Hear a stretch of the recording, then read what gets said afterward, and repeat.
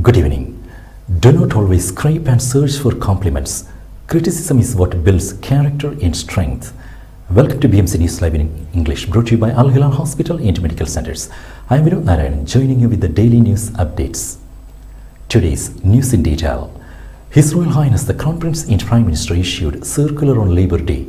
His Royal Highness Prince Salman bin Hamad Al Khalifa, the Crown Prince and Prime Minister, issued a circular on the upcoming Labour Day. According to the circular, ministries and all other public institutions will close on Monday, 1st May 2023, marking Labour Day.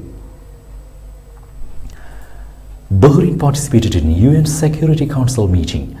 Permanent representative of the Kingdom of Bahrain to the United Nations, Ambassador Jamal Faris Al Ruwai, participated in the Security Council's meeting on effective multilateralism through the defense of the principles of the Charter of the United Nations, which was chaired by Russian Foreign Minister Sergei Lavrov. Ambassador Al-Ruwai underlined Bahrain's commitment to peace as a strategic option to foster international cooperation, stability, peace and prosperity, mainly in the Middle East region.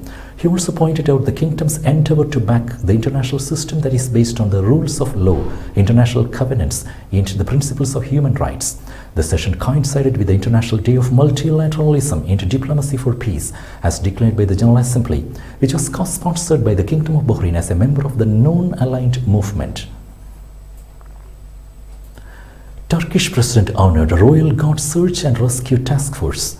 Turkish President Recep Tayyip Erdogan has confirmed the State Medal and Order of Supreme Sacrifice on the Search and Rescue Task Force of the Bahrain Defense Forces Royal Guard. The honoring is in recognition of the tremendous efforts exerted by the Royal Guard's Task Force during the hours of a relief mission carried out in line with the directives of His Majesty King Hamad bin Isa Al Khalifa, the Supreme Commander of the Armed Forces, and the support of His Royal Highness Prince Salman bin Hamad Al Khalifa, the Crown Prince, Deputy Supreme Commander of the Armed Forces, and Prime Minister, to support those affected by the devastating earthquake that had struck Turkey and Syria. The search and rescue team's mission was also supported by the BDF Commander-in-Chief, Field Marshal Sheikh Khalifa bin Hamad Al Khalifa, and followed directly by the National Security Advisor, Royal Guard Commander, Major General His Highness Sheikh Nasser bin Hamad Al Khalifa. Commander of the Royal Guard's Search and Rescue Task Force, Major Fadel Ali Al Niami, received the medal. Bahrain marked World Immunization Week. The Ministry of Health Under Secretary Dr. Walid Khalifa Al-Mani opened a celebration marking World Immunization Week, observed worldwide under the theme The Big Catch-Up. The event was organized by the Public Health Directorate under the patronage of the Health Minister Dr. Jalila bint Al Sayed Jawad Hassan. World Health Organization's Regional Office of the Eastern Mediterranean has recently commended the Kingdom's efforts to combat measles and rubella, reflecting the leadership's constant support for preventing programs. Dr. Al-Mania said the Undersecretary outlined Bahrain's efforts to address infectious diseases and control pandemics through vaccines, including its success story in dealing with the COVID-19 pandemic, which was acclaimed by WHO. Now we will be back after a very short break.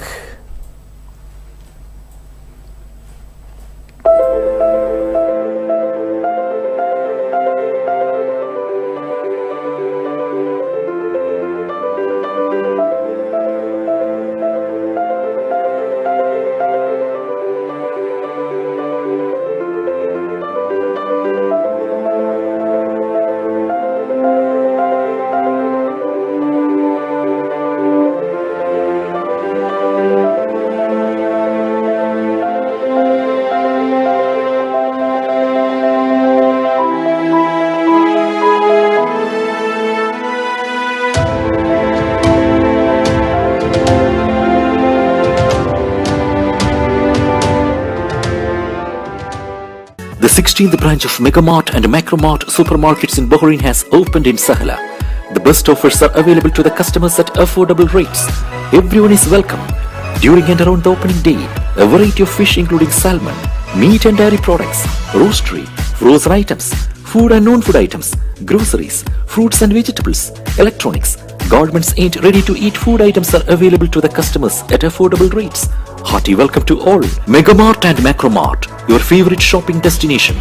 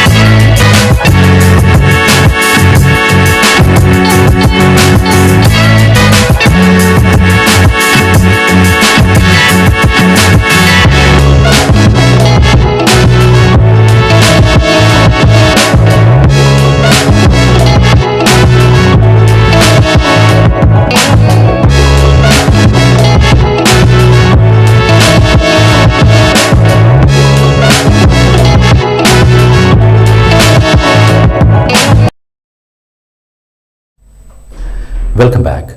Crisis and Emergency Management Summit 2023 to discuss current issues and future mitigation mechanisms. Under the patronage of His Highness Sheikh Tahnoon bin Sayed Al Nahyan, Deputy Ruler of Abu Dhabi and National Security Advisor, the Crisis and Emergency Management Summit 2023 is scheduled to take place on May 9th to 10th. The announcement was made by the National Emergency Crisis and Disaster Management Authority at a press conference with the theme Abu Dhabi 2023. The summit will bring together experts from around the world in emergency, crisis and disaster management.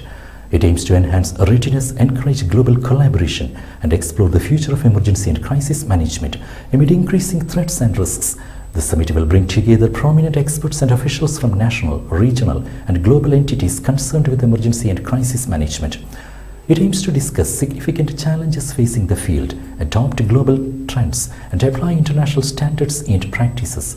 More than 20 senior officials and prominent experts from over 10 nationalities with practical experiences and academic expertise in crisis and disaster management will participate in the event. The summit aims to highlight the importance of developing the emergency crisis and disaster management industry to meet future challenges.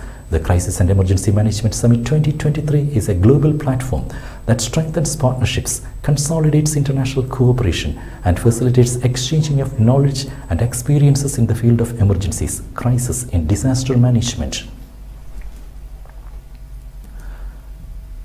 Saudi Riyal 10,000 fine for those trapped in vehicles while crossing valleys during flash floods.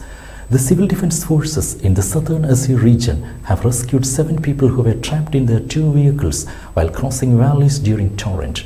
The Civil Defense, in coordination with the Traffic Department, slapped them with fines amounting to Saudi Riyal 10,000 for the violation of traffic regulations with regard to crossing flood passages. They were found committing the violation of venturing out across valleys during the time of torrential flows. The Civil Defense had warned against venturing out during the time of heavy rain. It also cautioned not to pass through low-lying areas, approach water pools and cross valleys during flash floods. Dubai ruler announced Rashid II new Emirati lunar mission. Vice President, Prime Minister and ruler of Dubai, His Highness Sheikh Mohammed bin Rashid Al Maktoum, today announced Rashid II, a new Emirati lunar mission that will be undertaken by the Mohammed bin Rashid Space Center. He made the announcement as he paid a visit to the Mohammed bin Rashid Space Center, where he met with the team behind the UAE's first attempt to land a rover on the lunar surface. He stressed the importance of determination in achieving success in the space industry, noting that UAE will continue to launch new space exploration missions. The world's most compact rover, the Rashid rover, was built to traverse and explore the moon's surface with a unique configuration, weighing about 10 kilograms. The rover is about 80 centimeters high, around 53.5 centimeters long, and close to 53.85 centimeters wide.